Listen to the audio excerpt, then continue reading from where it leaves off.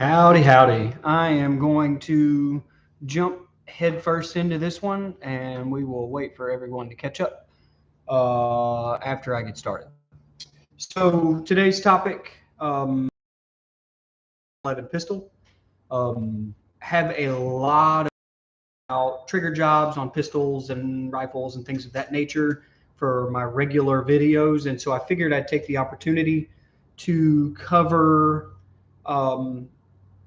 the gunsmithing specific side of it, so I can cover the business side as well as the specifics to gunsmithing the 1911. And then I'm going to leave the chat open while we're going through this to answer any questions that you might have. Let me split my screen. Give me 1 second. I have some reference material that I'm going to go back to and want to be able to provide that to y'all. So priority number one, let's define what we're talking about here. Gunsmithing on a 1911 specifically is a pretty common task that I do as a gunsmith. Again, I'm in general gunsmithing, and so I have a 1911 walk through the door of the shop pretty much every week for various purposes, and having a pretty diverse understanding of not only problem solving for the platform, but modifications and upgrades is pretty beneficial. But also having a pretty complex or a wide array of tools specific for the platform is useful. Today, for example, a new customer to me called me and made an appointment, actually had some time today, so he came in to visit with me. There's a dirt dauber flying around the shop right now, and brought with him a kind of a DIY 1911, if you will. So the gun was assembled. He ordered a complete lower and then ordered all of the pieces to assemble the firearm. In my experience, these guns usually need some fit and finish work to run reliably. Thanks for joining, by the way, whoever you are. And that's where the gunsmith comes in. Usually the DIY crowd has a bit of an issue getting the firearm to run reliably. There's stovepipes and feeding issues, and you know, you name it. They can be problematic, and so understanding diagnosing and the common problems are pretty important. So I am going to, in the chat, drop a couple of reference books that I think are useful when it comes to 1911 specific, but one of these is specific to, is not pistol platform specific, but it covers a lot of different firearms, specifically handguns and rifles. And so in the chat section, you will see a couple of specific reference materials. So we're going to talk about those a bit in the live stream, but we are also going to cover some tools that I have and then some experience that I have. So customer shows up today and has a firearm that creates, playing with a new camera setup, so bear with me, creates this problem here. Focus for me, maybe not. So it is eating the front of a brass cartridge, basically failure to eject and causing a stovepipe. Pretty easy to diagnose on this platform. The ejector doesn't fully eject the cartridge out of the firearm before the slide comes back forward, and this causes the spent case to get pinched in between the slide and the frame, and will cause stovepipe and feeding issues. A lot of this can be attributed to either the ejection port geometry or the extractor, or not extractor, excuse me, the ejector. The ejector doesn't have the correct geometry, and it will cause issues with the cartridge escaping the firearm in enough time. It's kind of difficult to show or to talk about without showing you.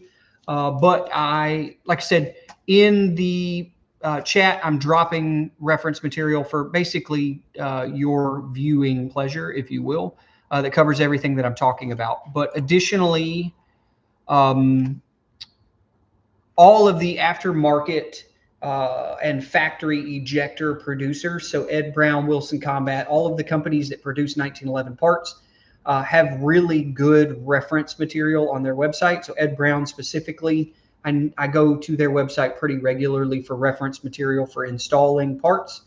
And so say you have an extended ejector on the firearm, the manufacturer will have installation instructions, but also fitting instructions. An ejector is a pretty easy part for a DIY person to install.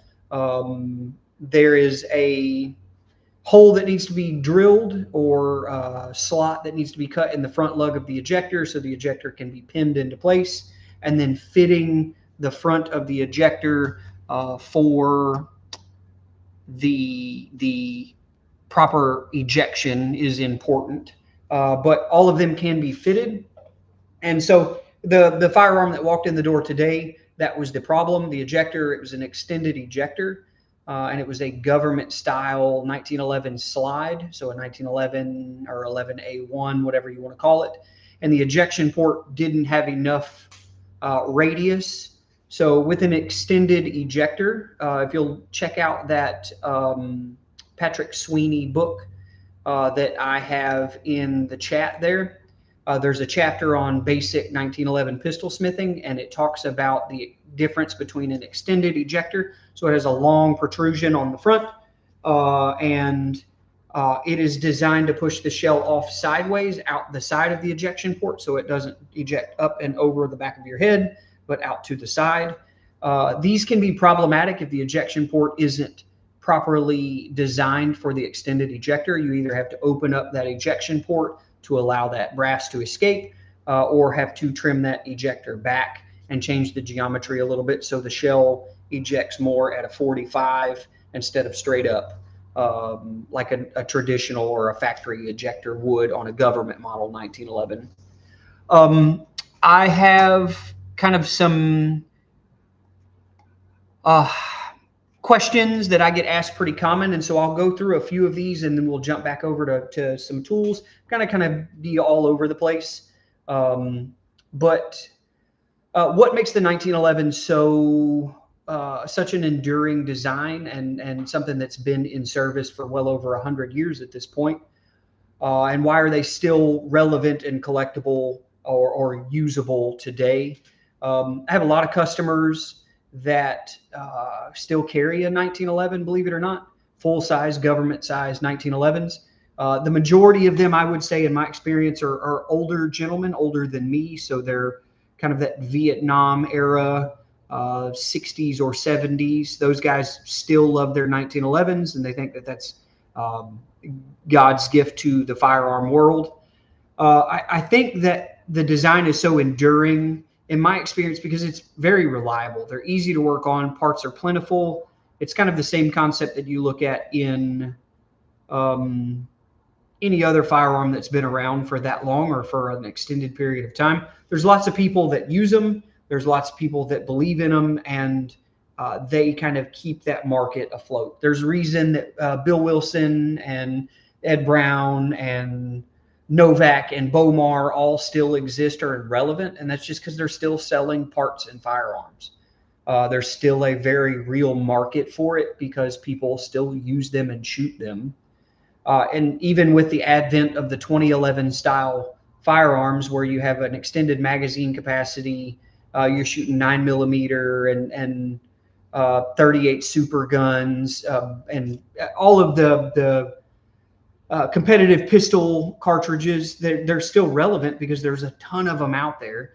I work on a Ithaca World War II 1911 the other day for a friend of mine. I mean, this is a gun that saw service in World War II, U.S. Arsenal marked, and it's still being used pretty regularly to this day. The guy still carries it when he's out and about on the property. D-Life, another super common question I get on the 1911 platform, caliber specific. Is a 38 Super as reliable as a 45 ACP? In my experience, yes. As long as you're talking about a manufacturer-built firearm, something that comes from a major manufacturer, absolutely they are.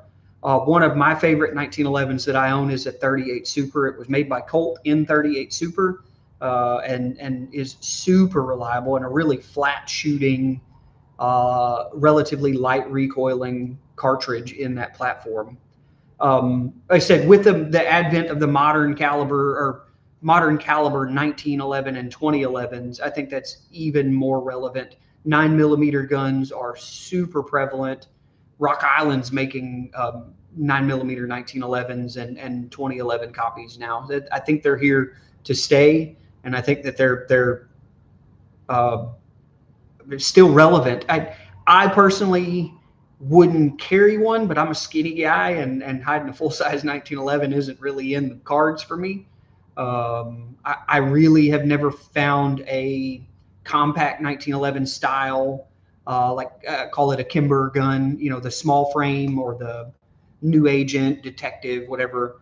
I've never found one that I fell in love with as a carry gun just because of the weight, but I had the chance to buy a 98% Colt 38 Super from the late 70s, 1600. That's not a bad price, to be honest with you. If it's a Series 70 gun, that's right in keeping with the market, in my experience.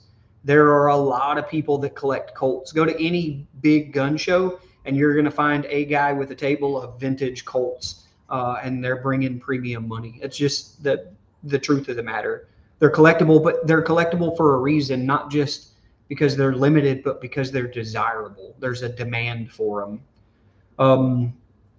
So I'm going to jump to another question. If y'all have any other comments, drop them in the chat, or any questions, hit them in the chat, and I'll get to them after I get to this one.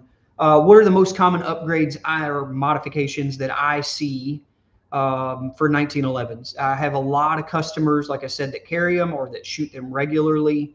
And then I have a lot of people who buy the cheaper Girsan, EAA, Rock Island type guns, and they're looking to make some upgrades to them. There's nothing wrong with that. My dad's favorite gun is a Rock Island 1911. Shoots the thing all the time. Just a GI model gun. But there are a lot of people who want to make upgrades. And I would say, kind of in order of frequency, how often I see these upgrades or requested upgrades. So trigger, pretty high on the list. You can't see that because of the reflection. I realize that now. But going from a GI style trigger to a skeletonized trigger, and then changing trigger settings. That's really, really common, especially with the lower end guns. You get a GI setup and you want to make it shoot a little better. You want to make the trigger a little better. That's probably #1 request.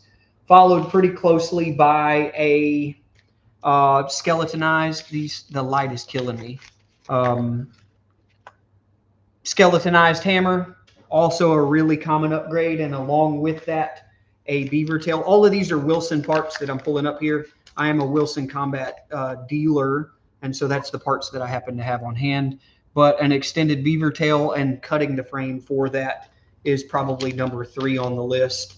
I see a lot of guys looking to go to, I said, just making a reliable platform more user-friendly, more creature comfort-friendly. So trigger, hammer, beaver tail, and then we usually get into further down the rabbit hole kind of stuff.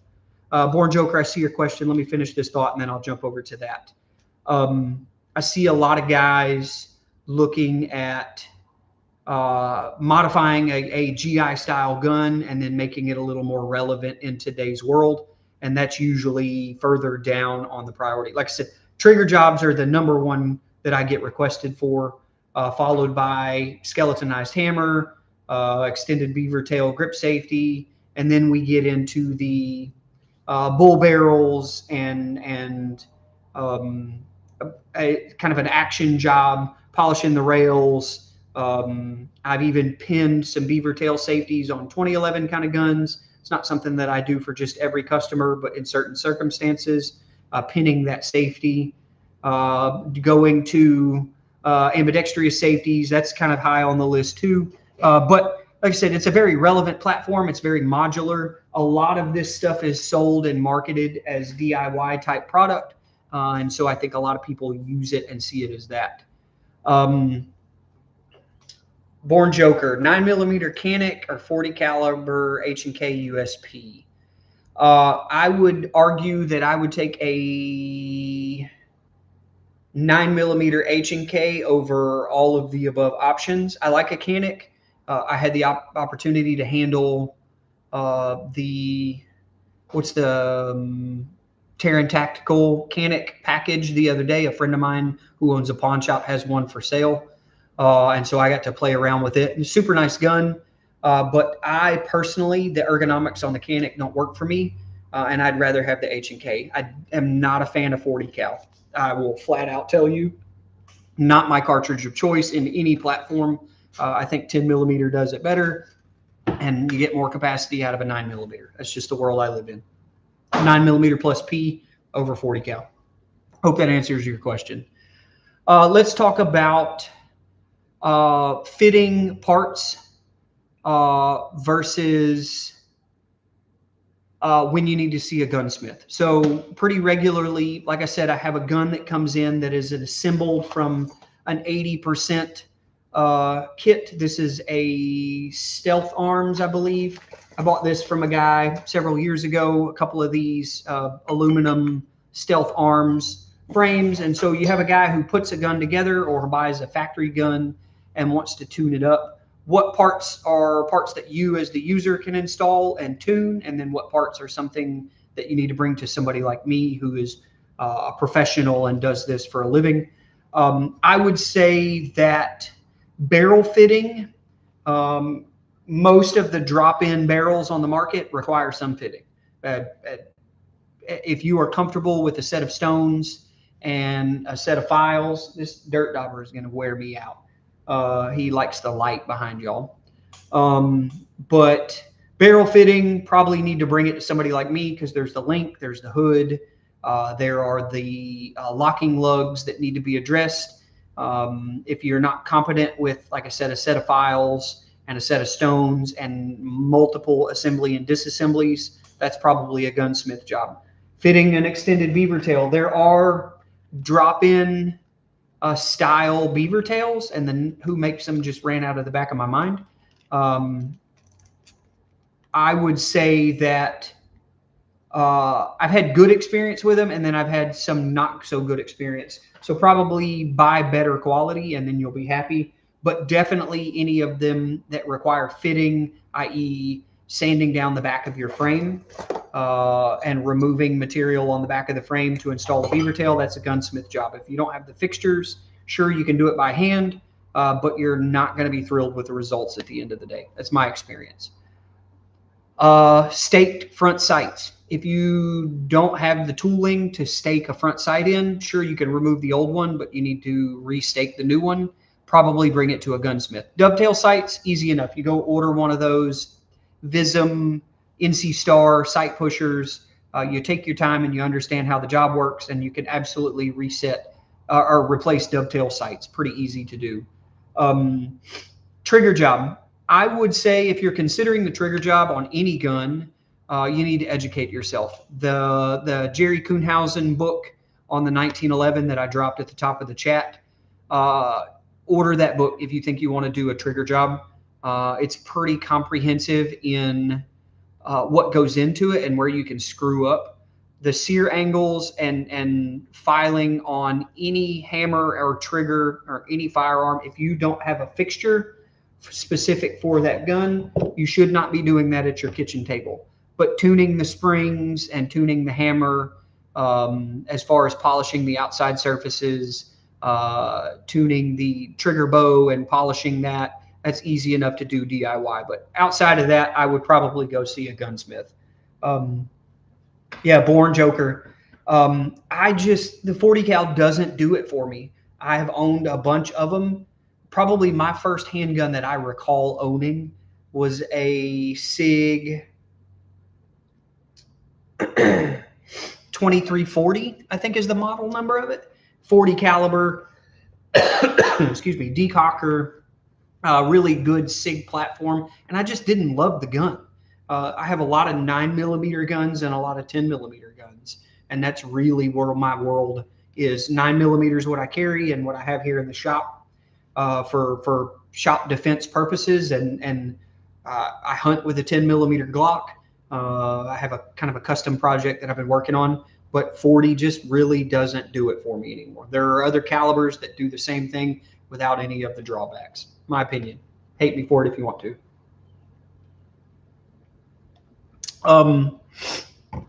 Let's talk about the must check areas for diagnosing a 1911.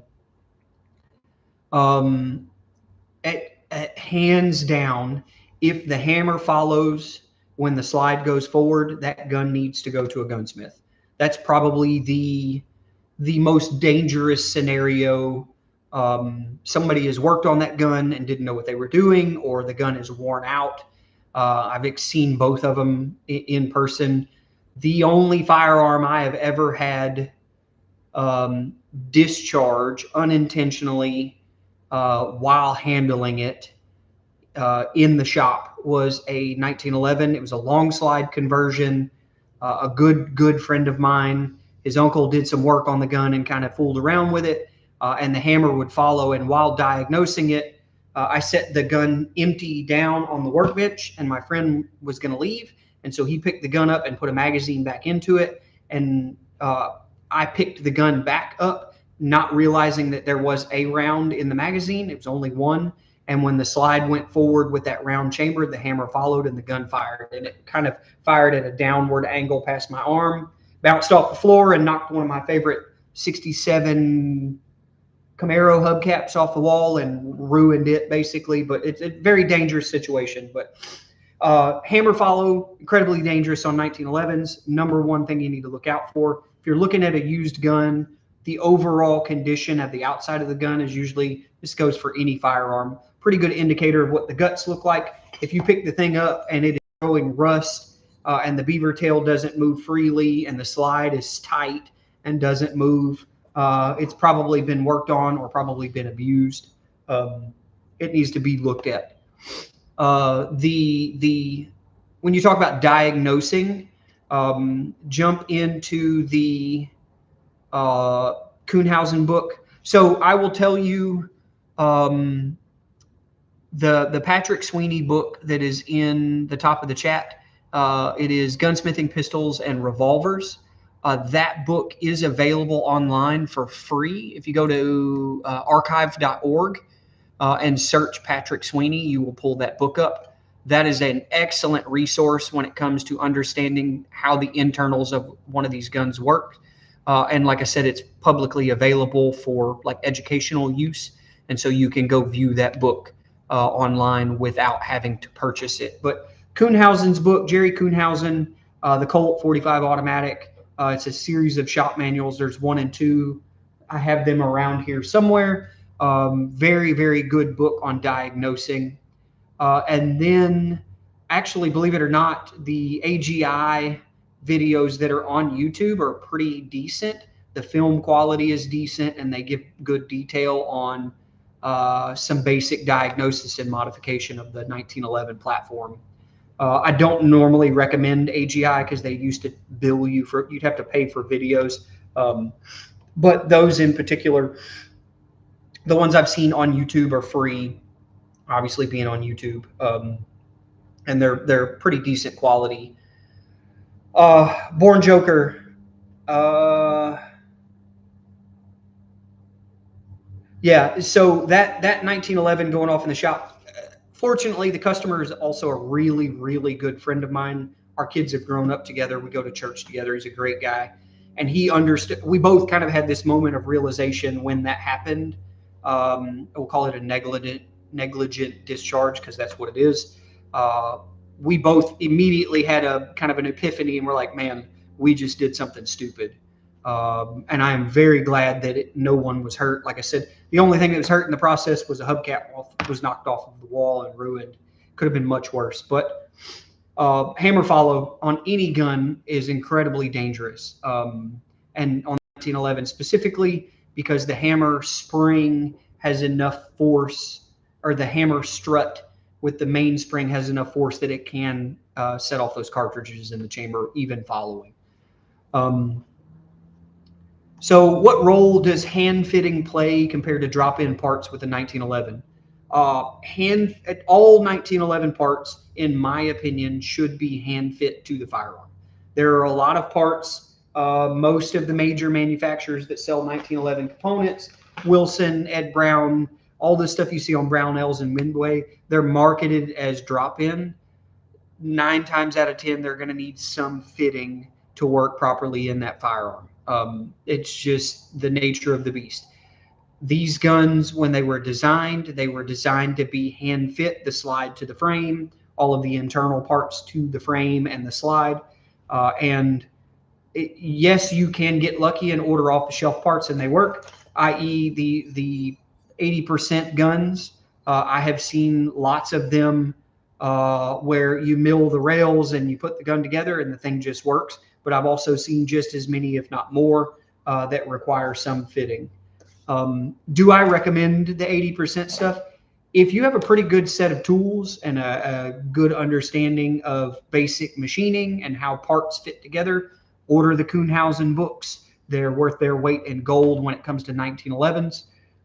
Read through them and understand what's involved in fitting all these parts. Sure, you can make one of those work. It can be a very fulfilling project. I think even one of the online gunsmithing schools, Sonoran Desert maybe, or one of the online gunsmithing schools even offers a 1911 lab, I think, where you finish one of these, if I'm not mistaken.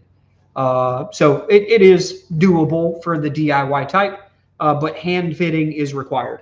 Go to, and I'd never recommend these tools to most people, but if you're just learning, go to Harbor Freight and get one of these little sets of like needle files, and then get on Brownells or Midway and order a set of stones. There's 1911 specific stones. You don't need them necessarily. I keep kind of a general purpose. These are made by Norton. It's kind of like an emery board size, but I have them in every grit from 80, 120, 200, 400, or maybe 220, 400, 600, 800, all the way up to like 3,000. They're really affordable. You can buy them in a set. Harder is usually better. Like the ejector on a 1911 is a hardened part, and so you need a stone that is capable of cutting it. Your basic whetstone is not going to do the trick. Yeah, hand fitting is required. I have a ton of tools specifically for 1911s that you have to do some jobs. Staking a front sight on a 1911. Let me look and see where it's at.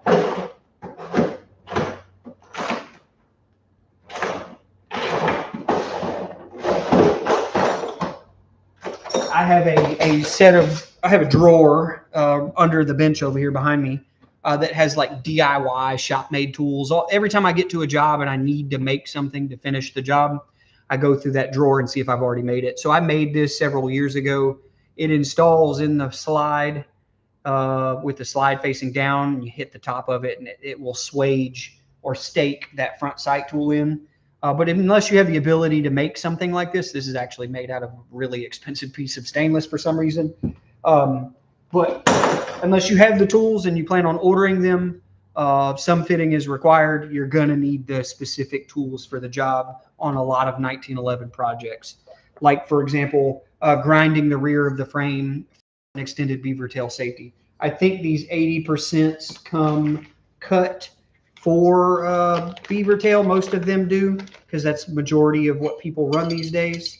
Yeah, it's cut to fit an extended beaver tail, but not all of them are. And so if you planned on grinding the back of this, Brownell sells a set of fixtures that clamp onto that position, and they're the right radius, and you file them and then finish them up with a stone.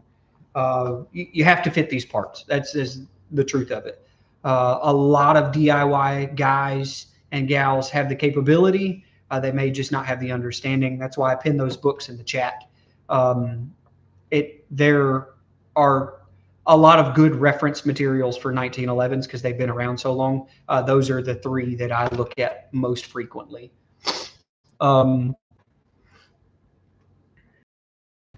So how do you properly tune a 1911 ejector, and why is it so important? So let me find, I'm going to see if I can't drop a screen in screen.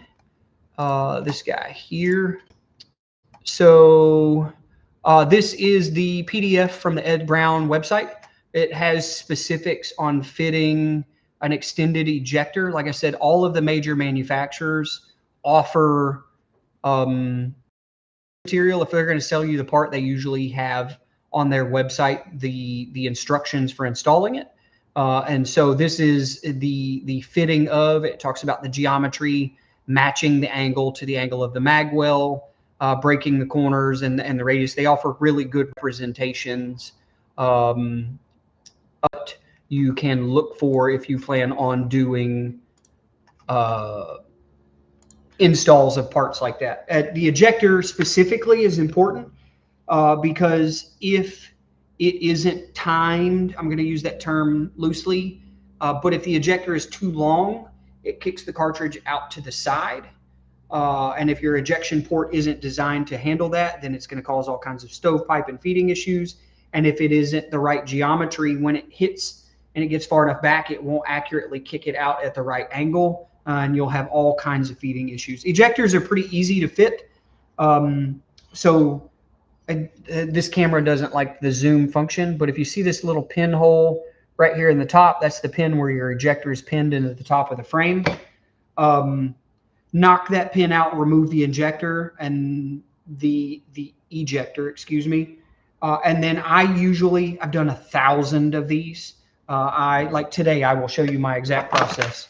Take an adjustable square, set that to a 1/16 of an inch or a 32nd or an 1/8 of an inch. Mark your ejector front with a Sharpie and then use a scribe to mark that line on the ejector. Again, the ejectors are hardened, and so you need a hardened scribe to mark it on there. And then I go over to the disc sander and I ease that. Again, these are hardened parts, so keeping it cool, ease that material off, and then do my basic shaping.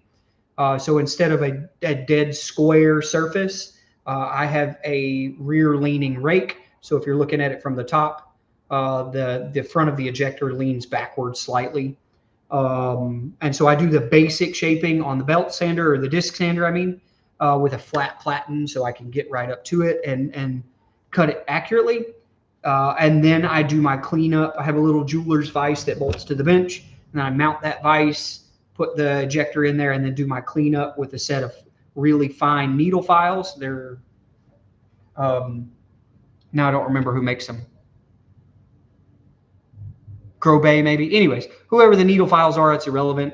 And then finish up with a stone, a series of stones to make them smooth, and then refinish them, obviously. But fitting that ejector, like I said, can take a gun that goes from pull ejection and is eating brass like this here and turn it into smooth ejecting at the correct angle and throwing it far enough out of the gun. So this is the same gun, and they're hand fitting the ejector 1, 2, 3, 4, 5, 6, 7, 8. I went from 8 different, a buddy of mine just stopped by. I went from 8 cartridges, went from failure to eject completely to a perfectly functioning ejector. It's easy enough. So what's the best way to approach a trigger job on a 1911? I will tell you that a majority of the parts can be disassembled and reassembled and fit by the DIY type guy. But anytime you get to it's funny because he's carrying a 1911. When you get to fitting sear surfaces, and live streams and firearms are not the friendliest. I just remembered that. When you get to fitting sear surfaces to the hammer and all of those very specific angles, if you do not have a fixture, you're going to have a terrible trigger because you're going to end up ruining it. I have done hundreds and hundreds and hundreds of them, and I still use a fixture every time. Brownells, Midway, most of the major manufacturers. I think Power Custom still sells a 1911 trigger jig. They're expensive, but if you're going to do multiple of them, it's worth the investment. So are there differences in working in or on GI spec 1911s versus modern 2011s and more modernized 1911s? I can say that this gun is not a GI spec gun, and it definitely is a little bit different. So when you start talking about installing creature comfort parts, so ambidextrous safeties, pretty easy to understand how they work and install. It's very DIY, but also some parts, like I said, require major fitting, grinding the back of the frame to fit an extended beaver tail, or a barrel bushing, or the barrel link. All of these things require a lot of detailed understanding of how the platform works. GI guns are pretty much the same as the more modern guns. 2011s get a little bit different. Understanding disassembly is different than a 1911. But once you get past that, once you've worked on a few of each, they're relatively simple to fix. It's identical. Understanding what parts are DIY and what parts you need to have fixtures and tools for. Once you get past that, they're essentially identical. So what are some pitfalls that I would warn you against when working on your own 1911? Safety obviously is number one and key. Ensuring that you have a clear firearm and a safe workspace. Obviously, that's the boilerplate answer. But two, if you don't understand how the parts interact, it's really easy to remove too much material in one area or the other and end up. So where is that trigger at that we were talking about yesterday?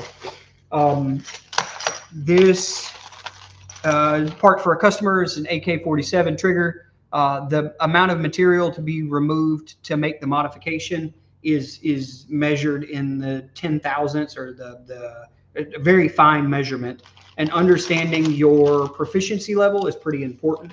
If you don't know how the parts fit together and you don't know what needs to be removed and where, it's pretty easy to ruin parts quickly, and then you have to come to somebody like me to buy more of them. If you could only change, if I could only modify one thing on a stock 1911, what would it be and why?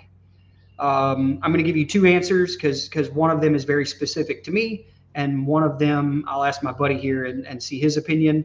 But the one I think is pretty much universally the same. For me, I'm a smaller framed guy and extended controls. So an extended safety, an extended slide release, extended magazine release, things of that nature become almost essential for me. Like I said, having extended controls so I can manipulate those controls without having to pull my hand off of my firing position is pretty much essential. But the number one modification that I would make, assuming you have a good trigger, is an extended beaver tail. A GI gun and that regular beaver tail on it eats my hand every time. Is there one thing? It's called the Browning bite. Yeah, the Browning bite. Is there one thing that if you had to pick one thing on a GI gun that you would fix or replace, what would it be? Just the safety. The safety. That's a pretty universal. It's easy to do at DIY level. You can order one. Very, very few of them require fitting. They're all pretty much drop in. You may have to change where the detent interacts in the back. You may have to polish it a little bit to make it work smoother. But it's a super, super simple modification, and it makes it so much more user friendly, in my opinion. I'm going to jump off of here. I got answered all the questions that I had. I appreciate y'all hanging out. Like I said, just wanted to provide some reference material. Check out the top of the chat section. I've dropped 3 books that I absolutely recommend when you're talking about 1911s. The JSOC mods. Give me some. Pretty much what we've done here. Yeah. If you want a gun that runs well, this is the kind of the things. This is his carry gun, but a flared magwell extension, the extended beaver tail, ambidextrous controls, and a skeletonized trigger. That's essentially it. I do like a bull barrel. I've had better accuracy results out of all the Colt guns I have that have a bull barrel in them, but it's not a requirement. But yep, that's all I got for you guys. I'm going to jump off of here. Zach and I are going to hang out for a bit and shoot the breeze. Thank you all for hanging out. Viewership just jumped up now that I said I'm going to get off of here. But we're going to go hang out. Thank you all for hanging out with me this evening. Have a good one.